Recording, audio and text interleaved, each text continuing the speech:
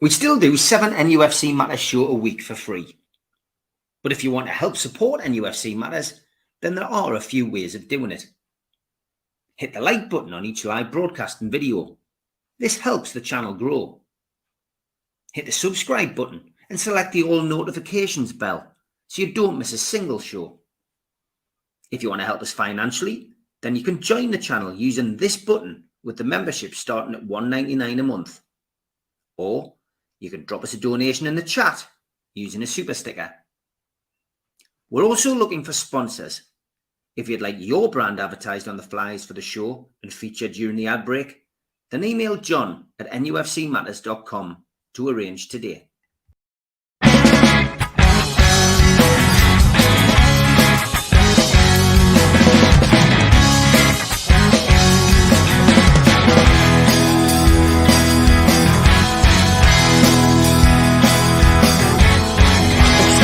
To taste with you well, you've gone sour. You want the world plus everything, but you won't work an hour. And now your questions are guilt creeping, and you go and buy her flowers. You throw away the dreams we had, boy. I won't allow it. I said we're gonna fall out. Let's see you get out. I think we're gonna fall out. So shut your mouth. Good morning, welcome to NUFC Matters, the professionals. Me and Mitch are here. Stu is trying to connect to the Wi-Fi in his German hotel. Of course, he is across there ready for Scotland's final game in the group, an important one as well for them. So we will catch up with Stu as soon as he gets on. But it gives us an ideal opportunity, really, to talk about the magpie musings that were put out from the Middle East this morning. Mitch contacted us very early this morning. I was up anyway and just said, do you mind if I put something out there? And we've done it before. I've put a call to arms out, and I've put let's have peace in our time kind of peace out on this channel on more than one occasion. Mitch has come out and said stuff, and I think it's something we'll do a little bit more of. I think we've been talking about that, Mitch, just before we came on air, haven't we? That sometimes when something happens and we haven't got a show pending, it's sometimes great to just get it off your chest, but also to appease, those who watch our channel. I wouldn't ever say appease the masses, because we don't preach to the masses, but we talk to like-minded individuals who do enjoy our shows. And I think what you put out this morning was calm, it was measured, and it was appropriate for what's going on at this current moment in time amongst our fan base, or some of our fan base across different social media platforms. Yesterday I was super busy at work, and in some respects I'm glad I was, because by the time I did get a chance to jump onto social media to see what was going on, both yesterday and then again this morning, meltdown seemed to be happening. And while part of us gets it, there's still areas that get stoked, and it's not needed, it's not necessary. And I think it's something that's worth taking a deep breath and taking a little step back and looking at a bigger picture, really, if we can. It's very, very difficult with some of the stuff that's going on. Stu.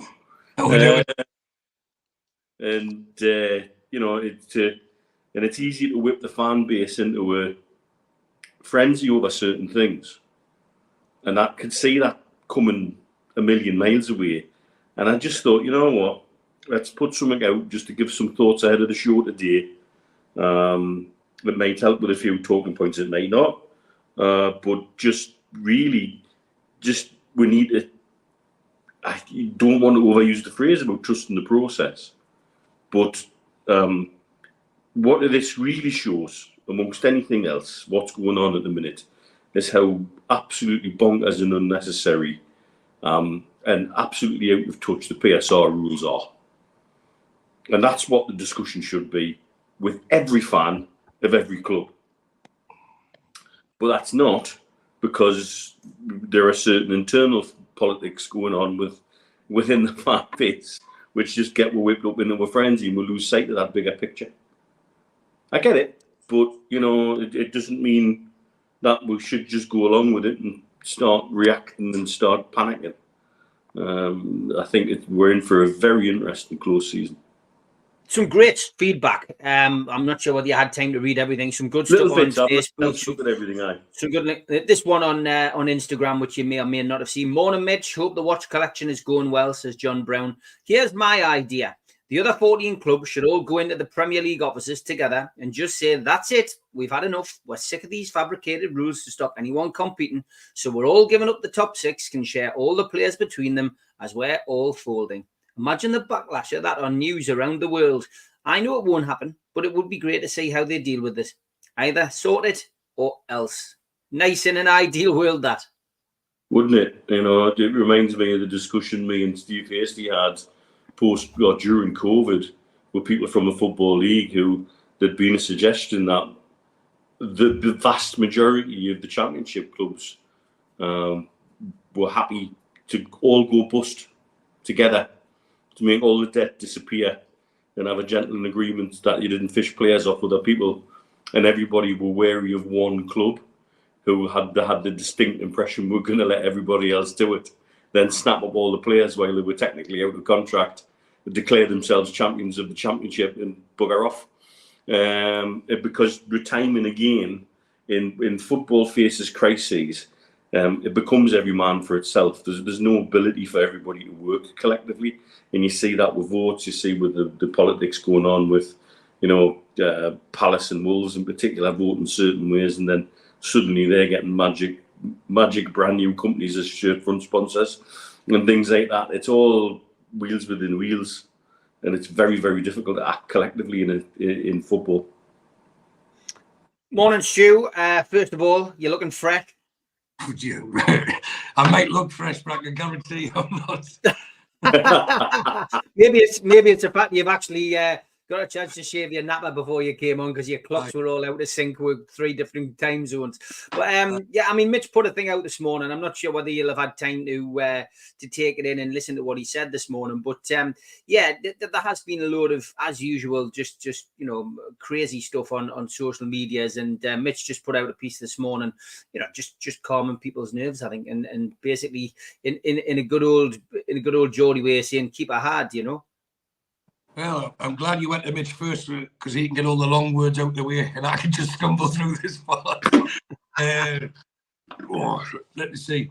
Now, it's becoming too common now where something goes against what a few people don't want, and there's like a huge uproar with, everyone's got emotional attachments to Minty, who was bought as a gamble.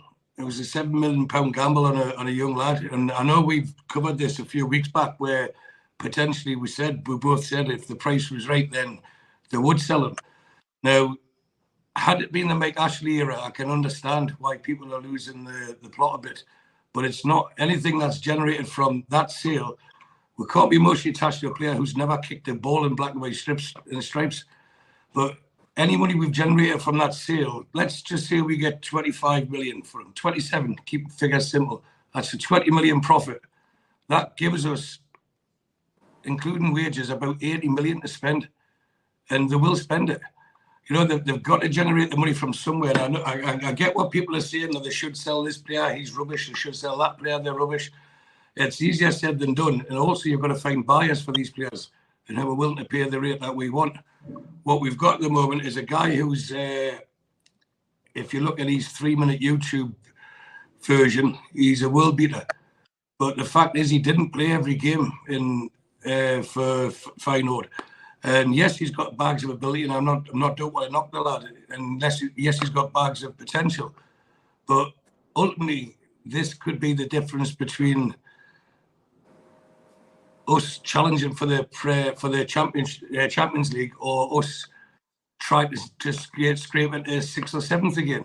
And that's the difference. By selling one player like that, we can then generate enough cash to go out and spend with the PSO. And this is the shame that we're talking about PSO and financial fair play yet again, when we really should be talking about football and the excitement of like the Euros where I am now and the potential of signings that will come in. That's what the close season used to be about. The fixture lists out and all of this. But no, we're still talking about, well, we're having to sell this player and that player, but that's how it is now. And it's not going to change anytime soon. So we, just to repeat what Mitch just said there, we have to trust the process. You know, they want to succeed as much as we do. And if it means that we're selling a young player for a huge profit, look, Chelsea sold De Bruyne, the sole seller, and they made mistakes by selling those at the price they sold them for, but they still won 2 Champions Leagues in the 10 years that preceded it. You know, so it's everything happens for a reason, and sometimes you've just got to chill, see where we are, and this is something I will repeat throughout the summer. See where we are at the end of August, and see what our squad looks like, and I can guarantee it'll be a lot stronger then than it is now. Yeah, great stuff from Mitch this morning. If you haven't seen it, have a watch after the show finishes. And Stu, I'll continue with you because it was great to see you get a little bit of recognition, mate. Maybe not by name, but we all know who John Carver was talking about in his press conference for the big Scotland game. He said, listen, I'm an emotional type of guy. I can be aggressive and lively, but I am quite emotional inside. I only get emotional about football when it comes to Newcastle United because that's my club. But it hit me the other night because I had friends in the stands from Newcastle who have family who are Scottish and have season tickets for Hearts. They were sitting behind us, and I felt what they were feeling during Flower of Scotland. It was emotional. I have to be honest. I cannot hide the fact the noise was incredible. Stu, that must have been quite touching for you, mate, to hear that uttered at the press conference. JC, of course, good friend of the channel. We all know him very well. Top bloke. And we're as proud as punch to see him involved with Scotland and at the Euros. But that was a nice touch, that I thought, from John. Yeah, it was very good. Like, as you know, I've known him for decades, and he come across to meet me in Tenerife for my 50th back in April. So it's not just it's someone I've bumped into. You know, it's got to be about 25 plus years I've been good friends with John. So when Scotland qualified, I asked if he could help out, and he did. So he's now called the Dream Maker. I've been here this is the 3rd game today. As soon as I finish this, I'm off to the bar first, quick pint, and then to the train station. Sorry, the Bahnhof. And then get from Frankfurt to Stuttgart. And then we'll have 6 hours of joyous celebration with the Scottish Tartan Army before what will end up no doubt being a glorious failure at the end. But I've been here since, well, all the flights backwards and forward, but it feels like about 6 weeks. And I know it hasn't been. So that can tell you how much has been consumed. But you do learn things every day. And I always like to travel to different places and learn things. And I learned something last night that's the heat can't do the caterpillar as he thought he could. He thought he was still in the 90s. So maybe his caterpillar's metamorphed into a butterfly, and he should really stop doing it. But there was another sight this morning when I was helping him put his kilt on, and he hasn't come down with friction burns on his face again. No, not this time. No, that was Wembley. But I was helping him put his kilt on this morning, and I just thought at one stage, you know, I hope no one, like a maid, doesn't enter the room at this stage, because I was on my knees in front of him, like fixing his sporran. So that's probably something I shouldn't be talking about at this time on a Sunday morning. But we've had some laugh. My older brother was here. I managed to, I think last week I mentioned, I got my dad to the Germany game. Like you say, 81-year-old, and he managed to get a train to a different city to get a plane by himself and all of that. And then I waited for him. And then we were at the opening ceremony and singing Flower of Scotland together. It was a special moment for the family. Same again with my brother. But that rendition of Flower of Scotland on Wednesday was ear-splitting. It wasn't sung, it was shouted. And there must have been, without exaggerating, 25,000 Scotland fans in that stadium. And to a man, woman and child, every one of them built it out word for word. And it was fantastic. So I get what JSA was saying, that and it'll be the same again today, that it got to him. Like you say, he is an emotional guy. But he tries to keep that in check, because Scotland's a job, but he's got the bug. And I've asked him if he's going to sing it today, and he said he's not going to sing it. He doesn't want to spoil it by trying to sing it. He says inside his head he does sing it. And I just want to wish them all the luck in the world. To paraphrase Mr. Mitchell Senior, I'm also a greedy little duck, and I want Scotland to qualify for the first time to the next round. And I think when I remember what we said about expectations, I just wanted Scotland to score a goal, and that meant something, and they did that. They scored a goal against Switzerland, they put them in the lead, and that was the roof of my expectations and hope. But now they've got a great opportunity to qualify. Of course, I want them to go and win it today. So that's it. I could tell you so many stories, but probably not for this channel. Keep them for the book, mate. Keep them for the book. I just want to welcome Richard Rafferty and Tyne, who've both taken out memberships, whether they're rejoining or whether they're new memberships, I'm not sure. But thank you so much for giving $1.99 a month, which is all it costs to join the channel. It helps with a few of the overheads. And anything that's left goes into the Malverno Fund, which will be tested in July. So thank you for anyone who does donate money and stick a little bit into the account. It is always welcome.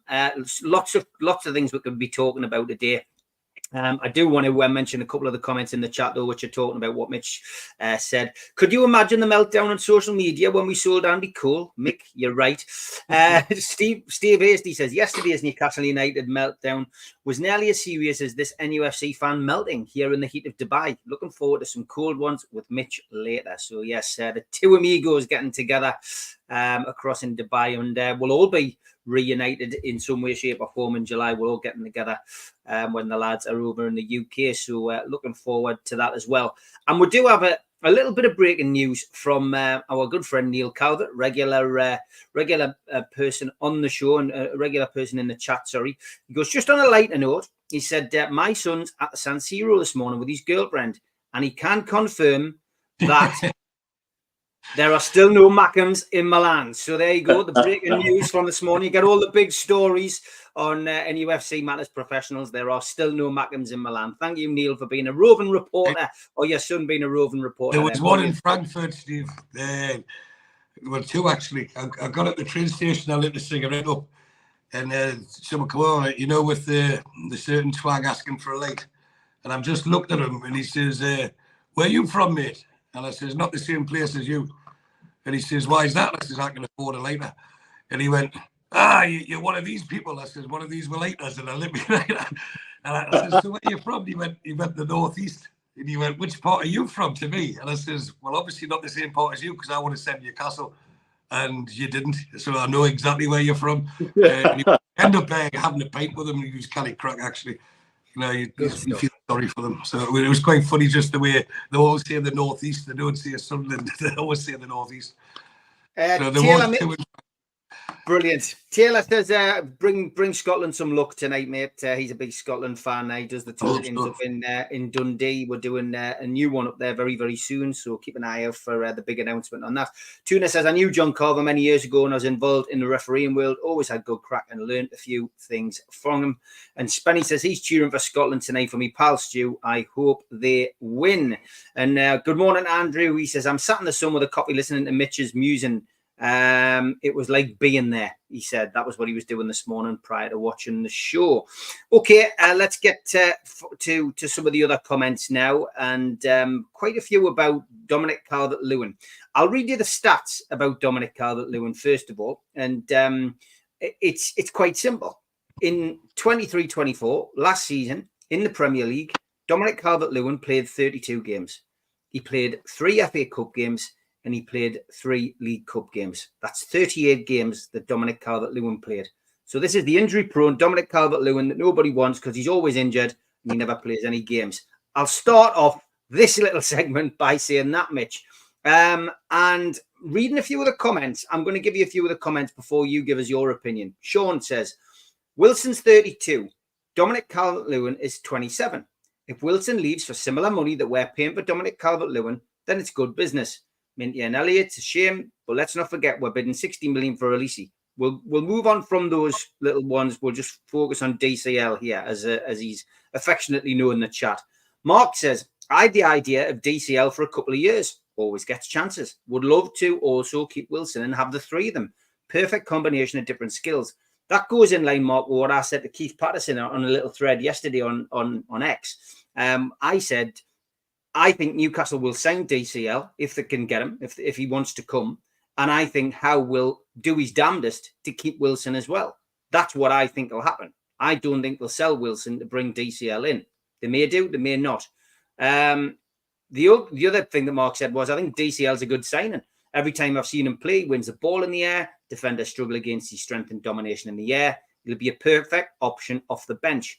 I disagree with that because I think he would come in and I think he would give us, he would, he'd be up there and wanting to play every game as long as he's fit. Adam says, as soon as DCL pops up, we'll automatically think the worst. My opinion on it is that Eddie Howe changes players. Look what he's done already. What do you lads think? And Emmett says, I'm usually positive about potential signings, but I've got a bad feeling about DCL. So lots of people have got lots of opinions on this player who at the moment isn't a Newcastle player. Has been linked heavily, though. Lots of stuff coming out about Eddie Howe likes him. It's his type of player, etc. So what's your thoughts, Mitch, on Dominic Calvert-Lewin pulling on the black and white stripes at Newcastle United? Essentially, if we were having this conversation 3 years ago, don't think anybody would have been, I don't think there would have been as much opposition to the idea as there is now. Because I think it's fair to say he has had a 2 or 3 year period where he has been dogged by niggly injuries, silly injuries, back for 2 games, out for 3 games, similar to Wilson in many ways. He is younger. At the top of his game, he's an England striker. He's got a good England record. It's not that long ago he was banging them in for Everton in a much better Everton side. So there's a quality player in there. It's how we get that out of him again. He seemed to be sidetracked for a period, along with his mate who's now at Sheffield United, Tom Davies. And you can chuck, interestingly, Calvin Phillips into that mix as well. When he went to City from Leeds, the 3 of them were suddenly thrust into sort of fashion magazines and Vogue and wearing some quite bizarre, peculiar outfits, shall we say. And I think that became a bit of a sidetrack. And get him back focused on football, comfortable in an environment where he feels wanted. There is still a player in there, but my concern is the stop-start coming back from injuries. Even amongst last season, when you quoted how many games, I'd like to see the breakdown of how many of those games he started on the bench and come onto the field, because it's probably more than you might think. But there is a quality striker in there, and we always seem to struggle against him. He always seems to do well against us. And I think David makes a good point there. He has been known to switch out wide, and he does bring something different. If we could keep Isaac, Wilson, and get Calvert-Lewin in to complement, I think you've got a 3-way set of strikers that complement each other, but all 3 of them are wrapped and handled with care paper. And that's a little bit of a problem. I think there's interesting points coming in all the time here as well from different people. I'll give you these, Stu. Always want to give both sides of the story. SJP Dave, DCL, 14 goals in the last 3 seasons. Miggy, 15 in the last 3 seasons. Steve, look on transfer market. He's had lots of spells out lately with hamstring injuries. There is more positives and negatives, I would say. He scored less goals than Miggy. People want him and don't want Miggy, says Dave. It's not that people don't want Miggy, it's the club don't want Miggy. They've agreed to sell him, haven't they, in January for £30 million, but he wouldn't go to Saudi. I wouldn't say the fans, lots of fans probably don't, but if we kept Miggy, would I be disappointed? No, because it means we haven't got a replacement in. But what's your feeling on DCL? Jack says DCL isn't as good a goal scorer as Wilson in my option. Both have had bad injuries. Do you think we could start the season with Isaac Wilson and DCL next season? So it's causing a lot of debate, this one, Stu. It is. And last year when the rumours first surfaced about DCL, I must say I wasn't enamoured by them. I didn't think he was better than what we've got, and that's what we've got to be looking at. But the more I've been thinking about it with the recent links, is there is a 5-year difference. Now, you could be cynical and say we're getting 5 more years of someone being injured between him and Wilson. But ultimately, whoever we sign won't be coming in as the main centre forward. That we know that's going to be Isak. So he wouldn't be starting as many games. And I think he only scored about 5 goals or something last season. But the season before we signed Isak, he scored 6 and played similar amount of games. So again, you've got to think, I was positive for Anthony Gordon, and I was the one that was at this very, very start saying that he's going to be a great signing for us. I'm sure he's spoken to Calvert-Lewin, and I'm sure he's sold the idea of playing at Newcastle or being part of this squad and getting out of what can be a bit of a bear pit at Everton. You know, it's really not a nice place to be playing football at the moment, isn't it? The way things are going on behind the scenes. So you can see him wanting to come there, wanting to come to Newcastle. Is he an improvement on Wilson? I think if they're both fully fit, then I would say Wilson would be slightly better. But you've got Calvert-Lewin only a couple of seasons ago, and I know we shouldn't go too far back. He was knocking in 20-plus goals, and he's got electric pace, and he's got a good touch, etc. So I can see why they're looking at him. He's not been signed to be the main striker. He's not been signed to replace Isak. He's coming, and if he does come, it'll be to be an understudy. And again, if we go back to this financial fair play rule, what more can we do? You know, you can only deal or play cards with the hands that dealt with you. That's been dealt to you. So if everyone's wanting this right centre back and this right winger for £60 million each, yes, I say we can go and spend 200, but maybe the club think they can't, or maybe they want to keep some powder dry for the January window. The main thing for me is if any transfer incoming will get the seal of approval from Eddie Howe, and if he's happy for that type of player to come in, then we should be happy, and we should be less quick to criticise until we've actually seen him play for Newcastle. And once whoever comes to sign for us, they're coming to join one of the most exciting projects in world football, and they'll really want to come. And that's been made clear. Whoever we get has to want to come to us. Not see us as a stepping stone, not see us as I'll just go there for the money. They want to come and be part of what we're creating. And if he ticks all those boxes, then I'm not against it. I'm not against anyone who joins, because I know they'll be scouting good players. So would I have him against a fully fit Wilson? If you can guarantee Wilson fully fit, probably not, because Wilson, we get attached. We talk about emotional attachment again. Wilson's ours, yours is ours. So of course there's going to be more people wanting Wilson. But if Calvert-Lewin comes in and starts knocking them in off the bench, or if they rest Isak, or if Isak gets an injury for 3 or 4 games and he takes up the mantle and does exactly the same role, but obviously not as good as Isak, but he'll make the same runs, he can finish, just then we'll be happy. So I don't think we should be critical of someone until he's actually done something to be worthy of criticism. And I think a lot of it stems from what Mitch was talking about the magazine photo shoots, unfortunately. Yeah, but I remember Anthony Gordon coming and having a bad dress sense. You know, it's not the making of the man. But it's, yeah. Look, Jack Burt says in DCL's defence, Everton aren't creating many chances as you'd expect us to. They don't score that many goals collectively as a team, and that's right. Everton have been fighting relegation battles for the last few years. Emmett also says, I don't want to sound like a pessimist about DCL, just a nagging feeling. I'm happy to be proved wrong, which is great. Yeah, we're all entitled to opinion, Emmett. Nobody's right, nobody's wrong. Everybody would be happy to be proved wrong. Yeah, exactly.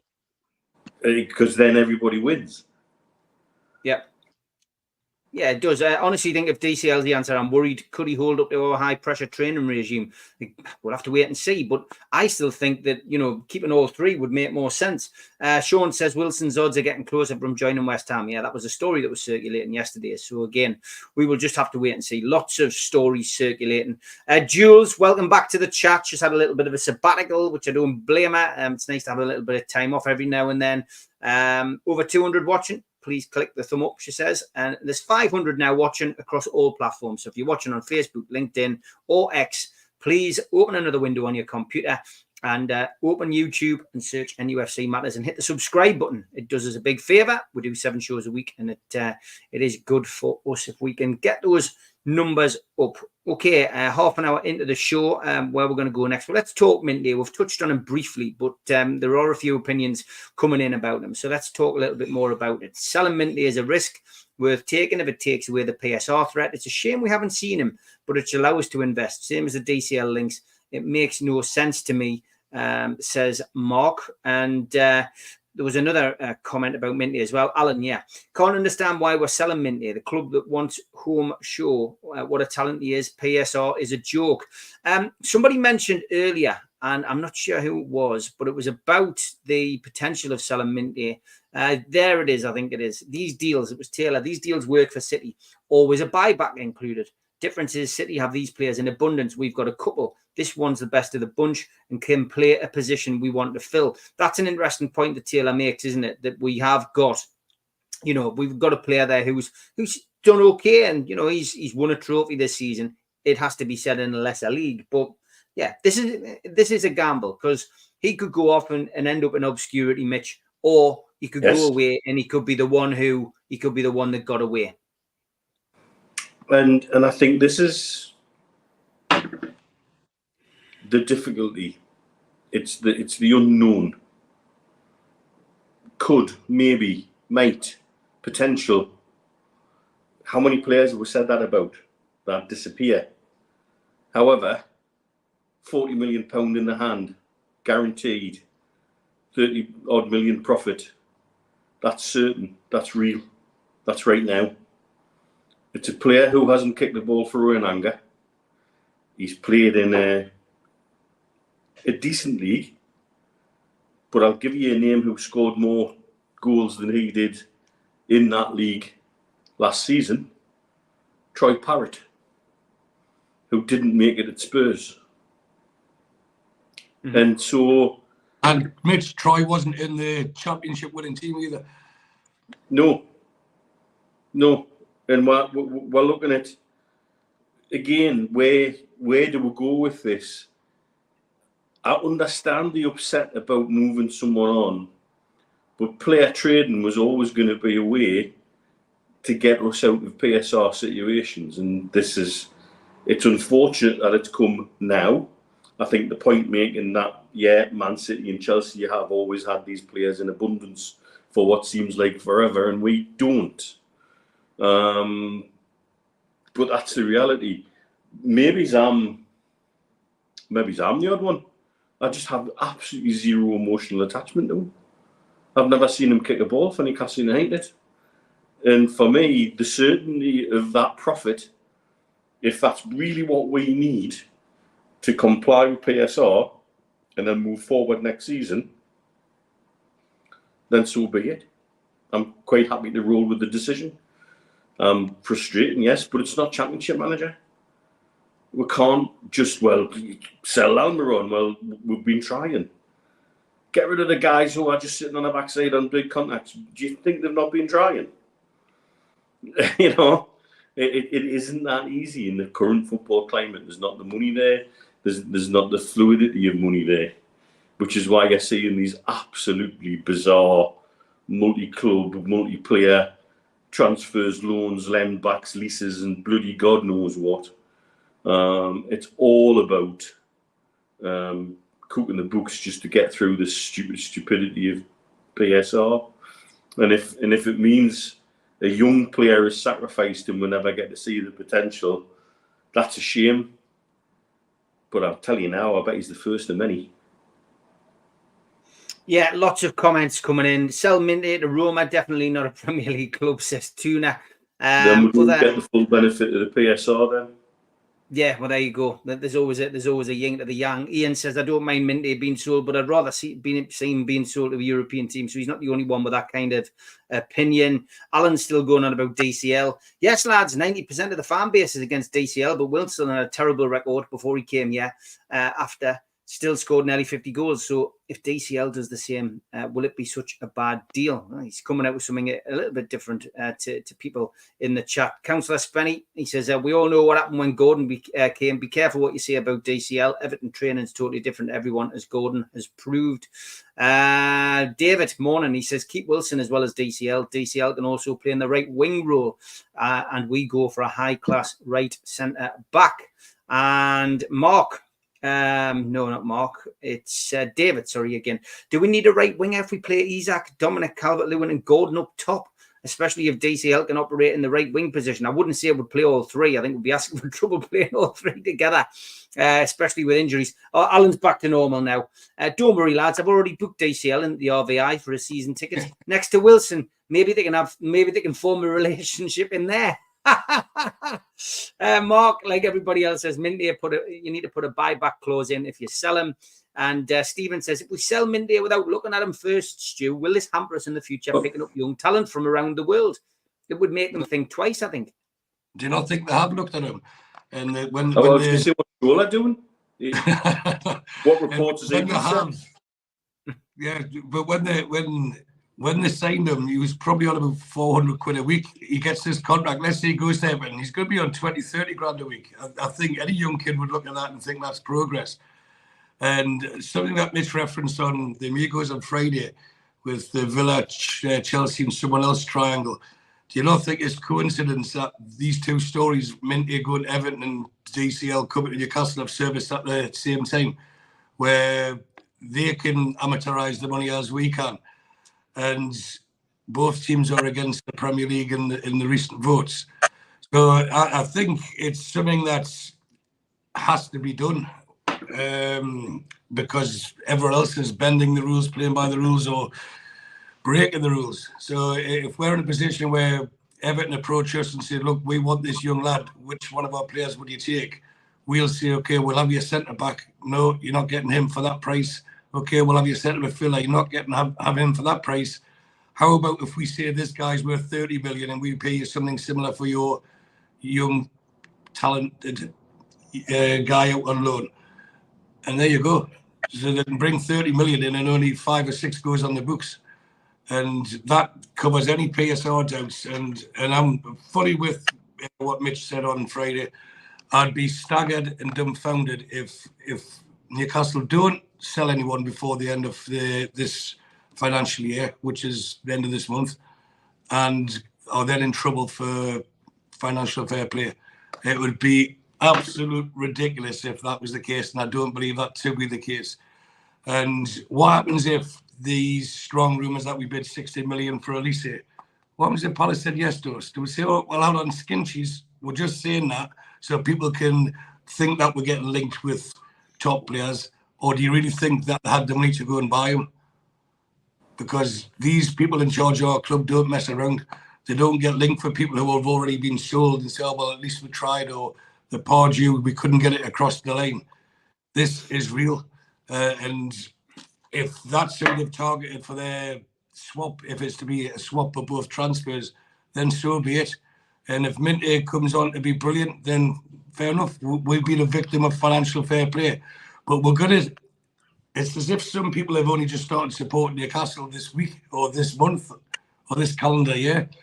We're always going to sell players and we're always going to buy players. And what we've got to do is make sure that over a period of time, we come out the better for it. And if we're selling someone that's never played for us for a decent fee, we can bring in high quality people like Tonali. That money would buy you Tonali, possibly even 2 Tonalis. So that's all we need to do. So if he goes, let him go. Wish him luck. Take his money and spend it wisely. And it will be spent wisely, and it will be spent with the right amount, as in amateurisation. So we'll get 30 for him. That'll give us at least 100 to spend. And then helping me money. Alan Thompson says, lads, don't worry, you've got a net spend of 0. Stu's looking worried about our new spending spree. Not at all. Not at all, Alan. I think Alan wants to have a bet with us. If he wants to write in, I'll bet him any amount he wants. I noticed Ben Jacobs is still ignored. I'm trying to get him on this week, so I will be asking him live on the show. I think it's only right if he's going to take the bet up. So just ask him one question, and that'll be your show then. It was basically we will spend that much money. Whoever's closest. So there's a cut-off of 125. Once Newcastle have spent over 125 million, I'm in credit. All right, let's see what happens. Let's see if he answers the question this week. Correct, Stu. Mindy had a good YouTube season. Yep. So did Troy Parrott on loan from Spurs, which is what Mitch was saying. And trust me, he won't be playing for Spurs next season. This is business done by excellent business people, which is a point well made there. Somebody else made the point as well, I think, about Troy Parrott. It was showing that Troy Parrott won't play for Spurs next season with a similar record to Minty. He played with a lesser team. Parrott would struggle in the Championship. He's good at snooker, though. And Michael Pescod says, DCL can dress like Shirley Bassey if that's what floats his boat. However, I'd sooner have the tea lady herself in a black and white shirt. She's fitter, even been dead for years. Michael, that's a little bit below the belt for a Sunday morning, but I get your point. I know what you're trying to say. And Mark Slavin says, people saying, where has Shola been? Riding his bike with an apple, which is pretty much, I think, what we all think he has been doing. Okay, as always, we need to have a break. Stu's got to go and have a quick blow on his cigarette, I think, and we'll be back after this. A big thanks to all our sponsors. Skips and Bins. You can find their website at skipsandbins.com. Contact us, www.skipsandbins.com/contact. Say hello to low-cost waste disposal with pay-as-you-go and contract waste management. A big thanks to Mr. Vicky's Sauces, handmade in Cumbria. Their website, mrvickies.co.uk.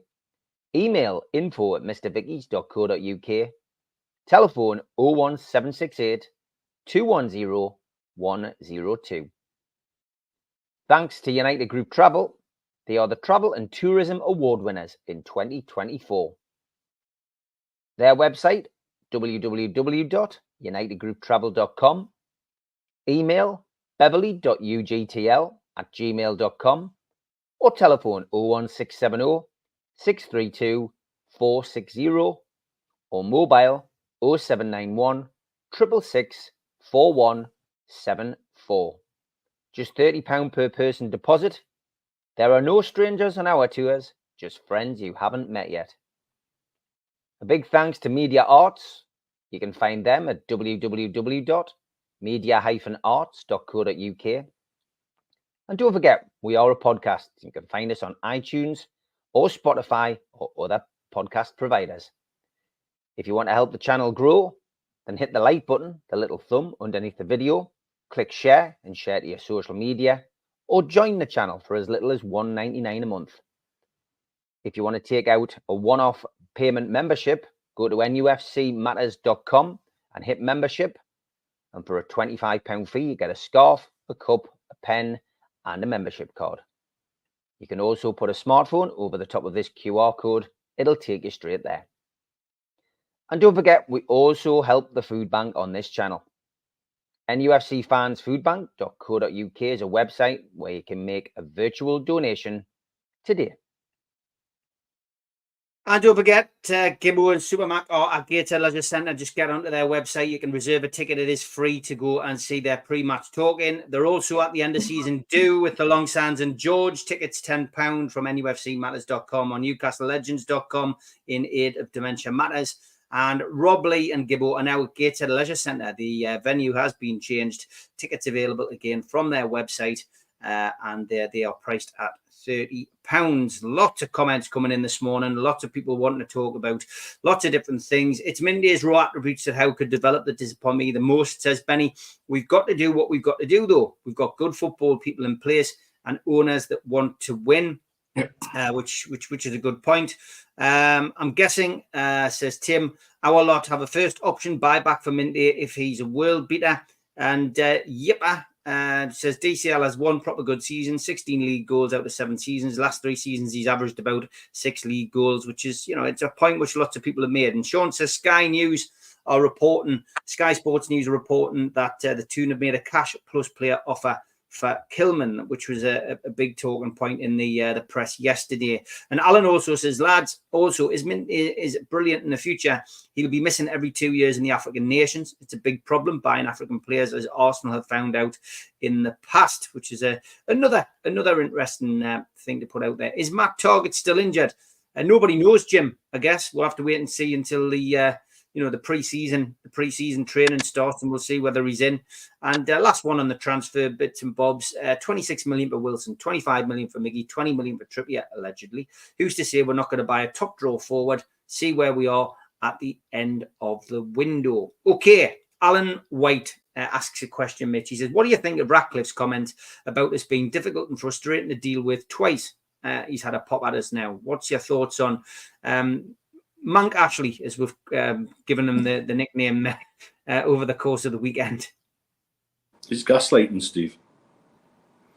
He's using a paid press who give him friendly interviews and ask him nice, simple questions and don't challenge him on anything to gaslight everyone. He's had the manager saying he's new to football, which we know that's bollocks. He made out that he doesn't understand what gardening leave is, when his companies are some of the most difficult companies to leave. Speak to people who've worked for Ineos, speak to people who worked for his America's Cup team that my dad knows. Some of whom had so many clauses tied into their resignation. There's a couple of them who've never gone back to another America's Cup team. They've gone on to another project, even though that's what they wanted to do.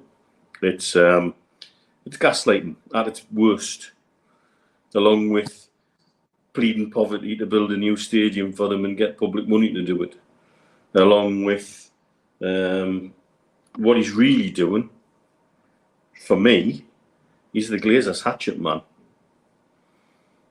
He's making the cuts and efficiencies inside the club that the Glazers have wanted to do, but he's doing it for them. And takes the heat right off the Glazers. And they get their own way, and they're still in charge, and they're still making their dividends, and they're quite happy with that. And what he's also done for them is taken away the highest interest on the debt. The bits he bought were attached to the highest interest loans. And so from a pressure on the club from a PSR perspective, it's a lot nicer too. The way he's going on is also acting like a man who's been caught. They've been caught tapping up. They've been caught communicating. And so he's thrashing and using all the paid press he can to make us look like the bad guys, because that's the narrative that they want. It's a joke, really. But it seems that some of the press are waking up to that and saying, no, hang on a minute. This isn't quite what you said. But he'd always get an easy ride off some. I can't see Sky's little puppets, Darnish and Cavier, asking him any hard questions at any time soon. I can't see any hard questions coming from the Athletic at all. I can't see any hard questions coming from any of the American financial news platforms like Bloomberg, where he was given a wonderful little platform the other day that's been soundbited and cut and trimmed. It's quite pathetic, really. And now they're starting to come across as frustrated. And I'm wondering when the direct name calling will come. That's what will come next. And so just because we've not, like I'm sure we would have done in the past, just bent over and let them have it. A little bit of pushback from this annoying little club in the northeast there. He's squirming. And the longer this goes on, the more desperate he'll look. Yeah, I would agree, Stu. Would you on that? I mean, as I say, he's been christened Monk Ashley on social media because he's constantly in the papers, he's constantly on TV, he's constantly on the radio, moaning and groaning. Woe is me. But we called this right at the start, didn't we? That he's been brought in, and we said it to Melly, who's been on this channel a few times, the Man United fan, who saw Sir Jim Ratcliffe as a saviour. It's just papering over the cracks, isn't it? It's a front man. Yeah, well, he's become a puppet to take the targets away from the Glazers, who will be laughing heads off. And I will say this, which I probably don't want to, but in Ratcliffe's defence, what he has done has tidied the ship up at Man United a little bit, but it's the way he's went about it. And had the Glazers done it, there would have been another march and the green and yellow scarves would have been out again. But for me, yeah, the Bloomberg interview, to go with another one, why no one's asking the hard-hitting questions. No one's asking them, have you tapped up, or has your club tapped up an employee from another club?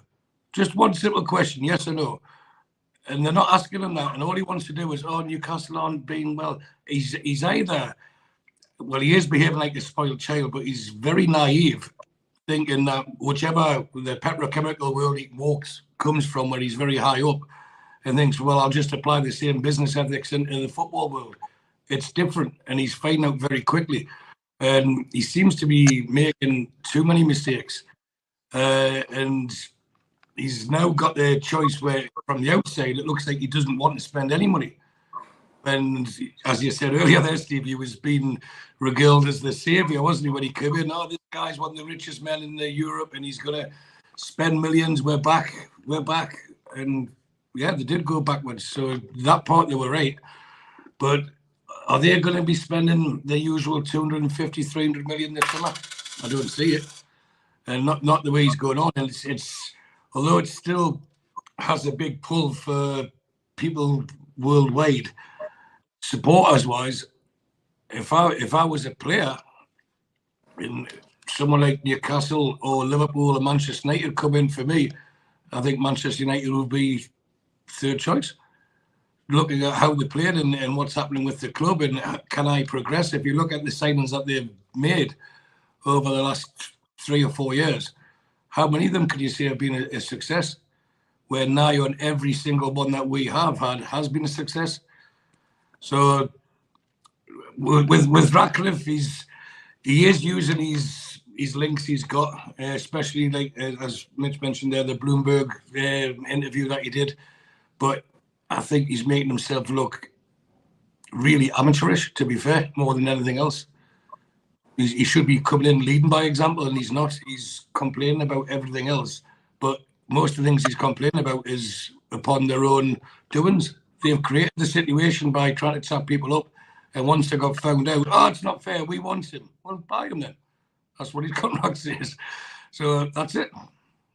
Let him keep moaning, because the more he does, the more ammunition will give our legal team if it ever does go to arbitration. Tom Dixon asks a question. Simple answer, yes or no. Would we be happy if Dominic Calvert-Lewin came in? I would say yes. Yes. I'd say the jury would be out. Okay. That's an honest answer, and that's what we say on here. We never always agree on here. SJP Dave says, I watched a good clip of Simon Jordan yesterday talking about Dan Ashworth being on gardening leave. Simon Jordan actually placed Steve Bruce on gardening leave when Birmingham wanted him, so he knows what he's talking about at least. David says, Mitch, do you think Simon Capper's doing a good job as our Chief Financial Officer? I don't know exactly what position he's in. I believe there is somebody within PIF who is operating above that level and who has the final say on just about everything. And I think that's the cause of some frustration within the halls of St James's Park, I believe. Okay. I don't know a great deal about him. Stu, do you? It could be coincidence that every time Newcastle are going to spend money, the chairman is either in Newcastle or Amanda and Mairdad have went across the Riyadh. So that to me tells me the CFO is in position to do certain things, but it's certainly not to decide how much we spend on players. Okay, there we go. That's an interesting answer to an interesting question. Sometimes short answers give you a lot more, don't they? Sean says, question, should we not try and bypass FFP by constantly doing loans to buy with big teams in Europe like we did with Hall? Surely a young prospect's better than an older injury-prone player, Mitch. I think you've got to have a mix and a combination. I think if you have a single way of doing something, if something's changed or some rules are changed, that could come crashing down in one sweeping movement. So I think they're right to mix up how they're doing things.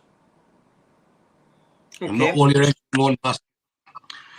And I tell you something, Steve, and the way that thankfully I've been otherwise occupied, but when I've dipped in and out with social media, the way it's been the last 2 or 3 days, especially since Friday. So if you take Friday and then today, Saturday and then today, there's a lot more transfer talk and there's a lot more loans or swap deals or, people being imaginative with the transfers rather than prior to that. Newcastle are buying Elise for 60 million. They'll be linked with this person for 60, etc.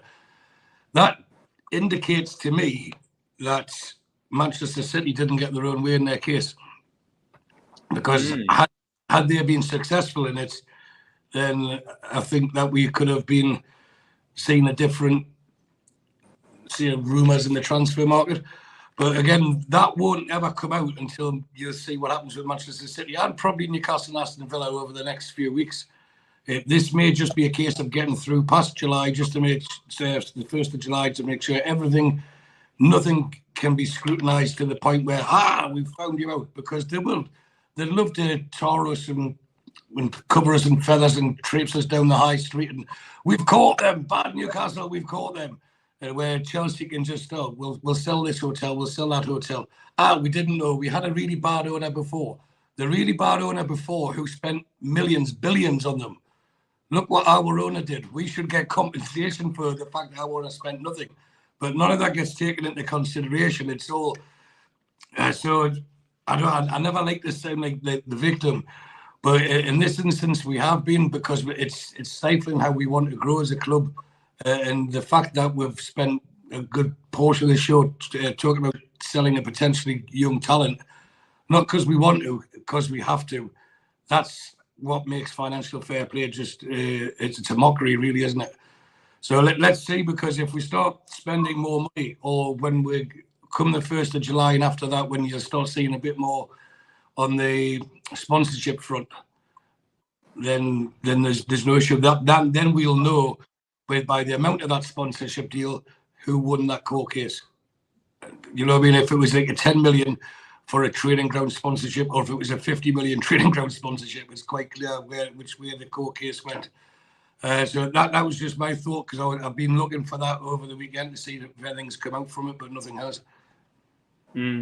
Okay, thanks, Jules. 300 watching on YouTube, but we've got 650 watching us across all the different platforms this morning: Facebook and LinkedIn and X. So please subscribe to us on YouTube. It's all we ask for doing these shows. So if you can jump on YouTube, search NUFC Matters and hit the subscribe button, that would be great for us.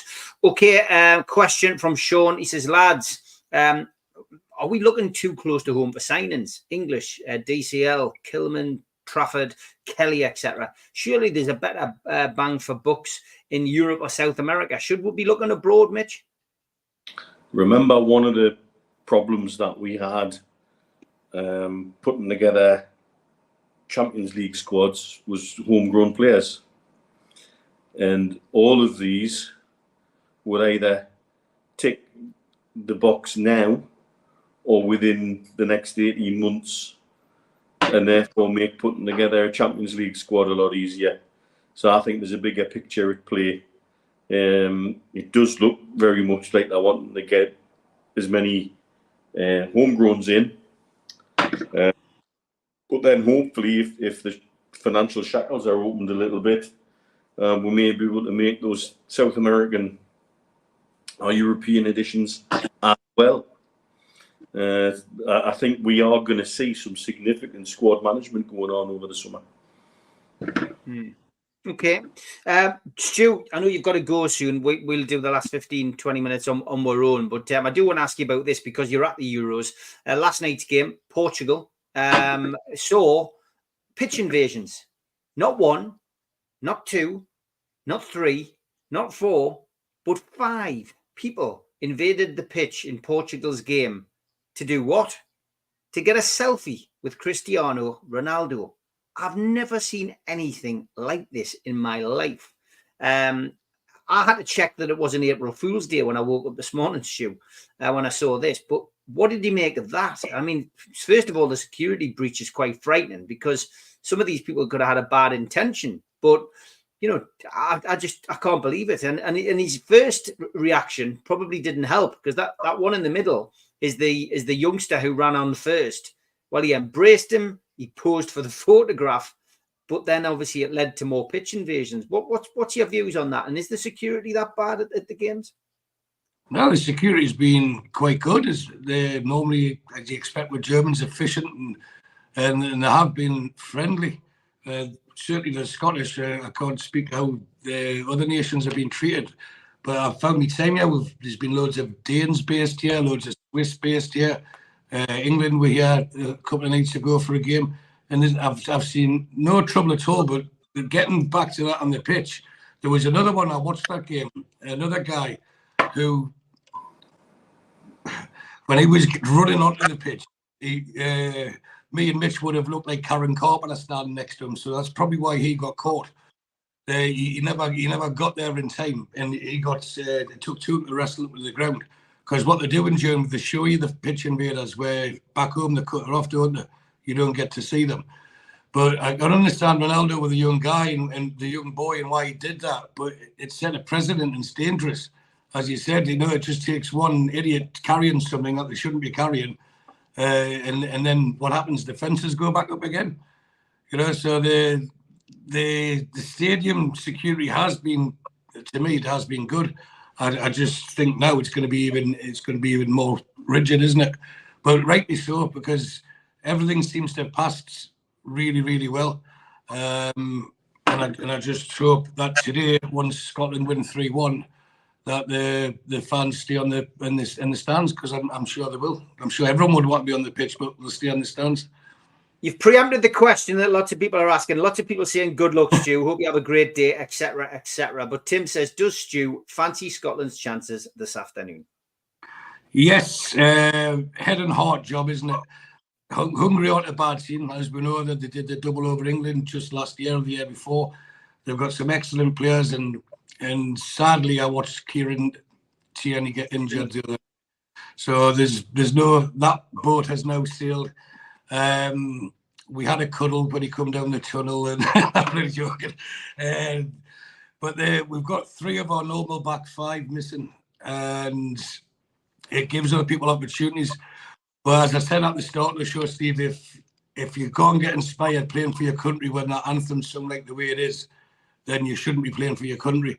And when one door closes, another one opens, and there's some players who I won't mention because they'll be playing in the Champions League for Aston Villa and Liverpool next season, that play for Scotland. And I think that narrows it down to the 2 people who, for me, have underperformed in this tournament so far, and they're due a big game. And I really hope Captain Robertson has a big game and John McGinn scores the winning goal. So I just really want to hope that we win. And if we don't, as I said, I've had a fantastic, amazing experience. I've seen them get a goal, and there's many top boxes being ticked. But now we're at the stage where we've got a chance.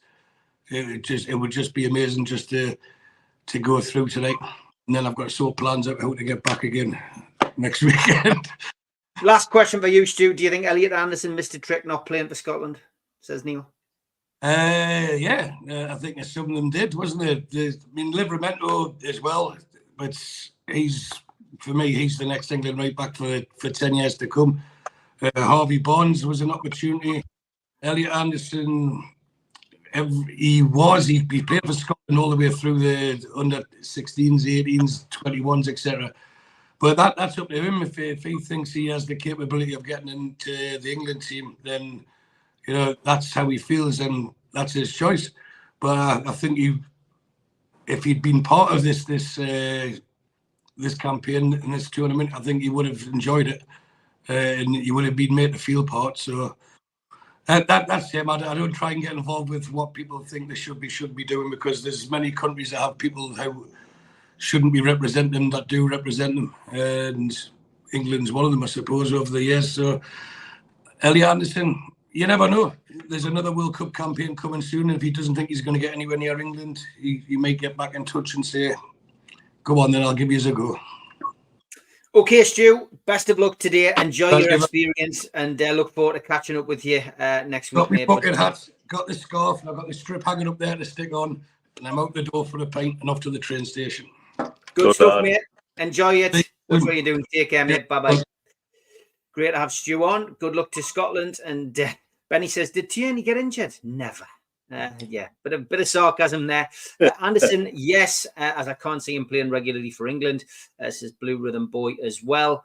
Tony Manuel, watching on X, will take your question. He says, right, lads, how many points after the first 10 games? We looked at the fixtures last week, but we didn't really do anything like that. Southampton at home, Bournemouth away, and Tottenham at home as your first 3 games. And then you've got Arsenal at home, Nottingham Forest away, West Ham United at home, Crystal Palace away. So that's 7 games. And then you've got no, sorry, I've got that wrong. So I'm going down over instead of across. So Southampton at home, Bournemouth away, Tottenham at home. Then we've got Wolves away, Fulham away, Manchester City at home. Then in October, we've got Everton away, Brighton at home, and Chelsea away. So somebody's already had a guess there. Stephen Kennedy said 21 points by the 31st of October. I'm going to say Southampton at home, it'll be a win. That's 3 points. Bournemouth away, I'll say a draw. And I think we'll beat Spurs at home. I do think we'll be unbeaten in August. I think 7 points in August. September, I'm going to say Wolves away will be a draw. So that's 8. Fulham away will be a win. That's 11. Man City, you never know at home, do you, really? Let's say that's going to be our first defeat of the season. All right? So where does that leave me? 7, 8, that's 11 points. And then October, Everton away, I'm going to go for a win. Dominic Calvert-Lewin hat-trick. Joking aside, I'm going to go for a win. 14 points. Brighton at home, I'm going to say we'll drop a clanger. That's a point. 15. Chelsea away, I think another defeat. So I think 15 points in those first 3 months, Mitch. How many you've gone? 15 points. Nah, I think closer to what Stephen says. Yeah. I'm going to say 23. 23. Okay, so it's a good start for Newcastle from both of us, I guess. I think most people would take 15 points anyway, but 23, that would be fantastic. Great start of the season. Fixtures are good. It's a good platform to build on. Tom says, who knows? We might win the league. Tom, you never know. Anything can happen in football. Lots of people, again, commenting on stuff that we've talked about already. But there are 1 or 2 other questions. Dave says, who is your number 1 transfer target this summer? We get asked this every summer. Who is your number 1 transfer target? I often swerve it just by saying someone who's going to make the squad and the team better. It's really difficult to pick somebody out of the air when we don't know what kind of budget we've got. You know, your dream targets, of course, I'd love to have Haaland in Newcastle's team. I'd love to have Osherman available to play for Newcastle. I'd love to have Marmadashvili coming in as a goalkeeper, because he does look like a keeper that's going to do well in the Premier League and enhance our team. But, you know, we've got to be realistic. So anyone, I'll stick to my original answer. Anyone who enhances the squad and makes the team better is my target. Dave, what about you, Mitch? Any names that you would desperately think, yeah, I know if we're going to spend 150 million, I think that would fit into that kind of budget and remit, and I'd love to have him come in. You're right. It's difficult to name names, and I think we do have, potentially the sky's the limit type budget if things go how I suspect they might go, and I think we might be looking at there's some surprising names. But you're right, I think we'll see this summer a significant degree of churn within the squad and a significant improvement on the depth within the squad. And you can sign a number of players to do that. I haven't got any names at the tip of my tongue at the minute. Interestingly, nor am I being fed any names of late. No. It's very, very quiet. Mm-hmm. It is very, very quiet. Spenny says buy a young role player for 5.8 million, loan him out for a year to an average league, sell him for 40 million within 12 months. It may be disappointing. He may turn into a £100 million footballer. And Steve says Simon Jordan preaches about Man City abiding by the majority rules, but Mitch is right. When it comes to the crunch, it's dog eat dog at the English Premier League board meetings. John Askew says, do you think we'd have been as astute with our spending, Mitch, if the current PSR regulations didn't exist? Perhaps that's an upside of the current silliness. It might be. It may be that we have had to be a bit more astute and a bit more cute in the transfer market, and we've had to be a bit more inventive, perhaps. But it's a shame, because we've got owners who are willing to spend, which adds value to the Premier League as a whole, not just us. And that's the thing that fans of other clubs will elect not to see. And most certainly the board members of other clubs will elect not to see. It's a shame that it isn't. They're not able to spend what they, I assume, want to spend. Okay, I do want to touch on a couple of other things that we didn't get a chance to mention on the Amigos. The first is the Noon situation, because this kicked off last week, Mitch, and there seems to have almost been another injection of poison into the media, is probably the best way to describe it. On that Noon story, why do you think we're seeing this, raise its head at the minute? Because it's American press wanting to paint a picture of both Newcastle United and Man City. It's back to this new situation within the Premier League, which the narrative they want to have is that oil money from the Middle East is bad, and they're generally bad people, and they treat people badly, and the money coming from America is good money by good people with good intentions. That's the picture they want to paint. Like we touched on when you had me and Stu on last week, if you want two Newcastle fans to talk about working conditions in the Middle East, you probably got the two best two. We've been in the Middle East in the time in our Middle East. We've seen working conditions at a lot of levels improve significantly. That still doesn't mean they're any good. And there are certainly the remnants of employers who, in some of their minds, employee equals slave. There are still some employers who take the passports off the workers once they sign their contracts, and the passports are put in a safe in the office, and if they want to travel anywhere at any time, they have to ask for the passport back. And there's no guarantee that that passport will be given. That's wrong, and it's now illegal in the UAE to do this, but it still happens. It's interesting, I don't want to mention Soba Really, who are a construction company who sponsor Arsenal's training ground, and in construction is probably some of the very worst working conditions in the Middle East. Health and safety, what's that? Yes, xenophobic, lazy press. You're absolutely correct. But by tarnishing Noon in that way, they're not a Saudi company. They go to Saudi to look at working conditions with Noon in Saudi, but they're actually only part owned by PAF. The other owner is Mohammed Alabar, the chairman of EMAR, the chairman of the company that Stu works for too. And he's UAE based. And so by default, because Noon are, I believe, a delivery partner for Man City, it drags them in as well. Just at the time when everybody wants to or the certain players in the game want Man City painted as the bad guys again. So it's all coming from one direction, and that's what it's about.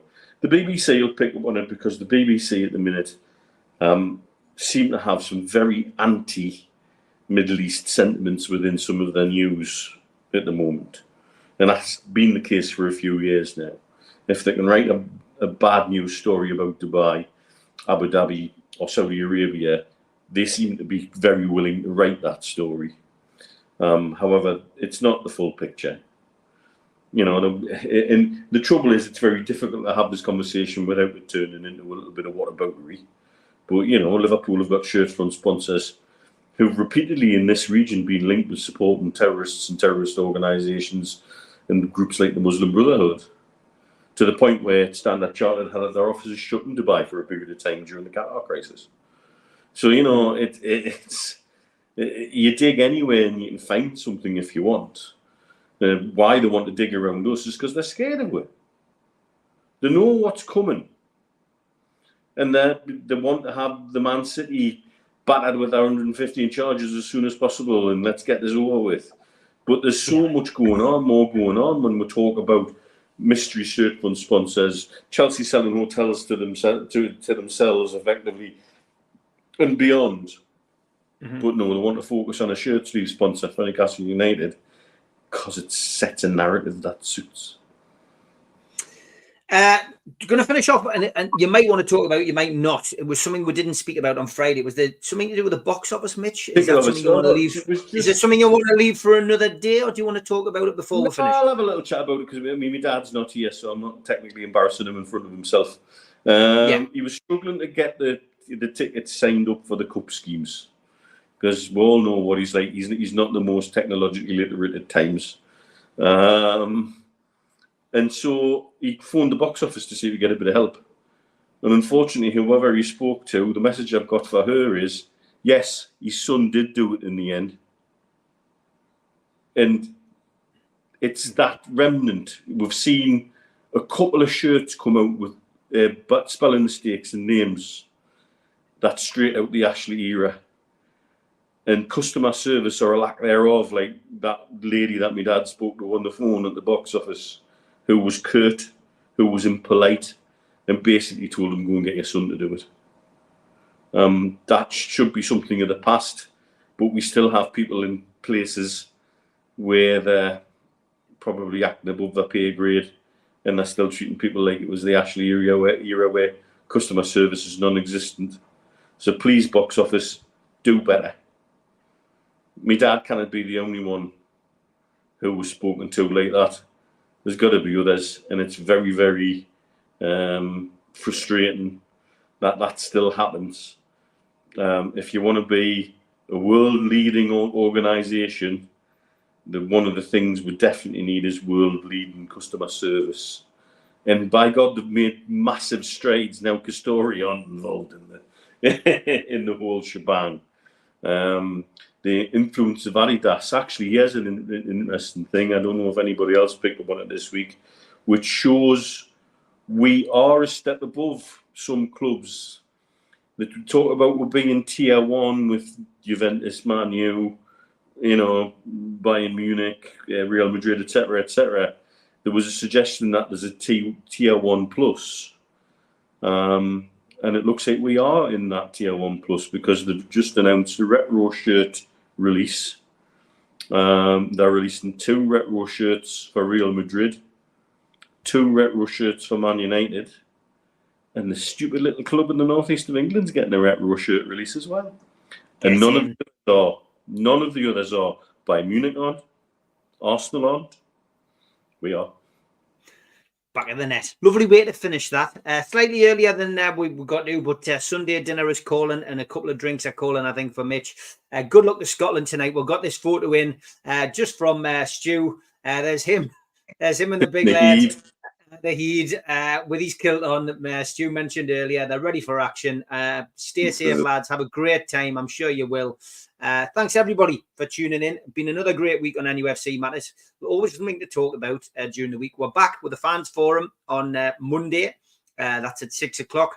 Tuesday, 3 o'clock, we'll have Talk of the Toon with Sid and with Rob. Wednesday, slightly different. We're going to have Ask George at 6 o'clock. We said we'd do one. So if you've got a question for George, sorry, it's 5 o'clock on Wednesday. And then on Thursday, Gibbo is doing a show on his own. And then we're back with the Amigos on Friday. So another action-packed week for everybody. Stay safe. Have a great day. And look forward to seeing you, Mitch, when we chat again on Friday. Take care, mate. Take care, everyone.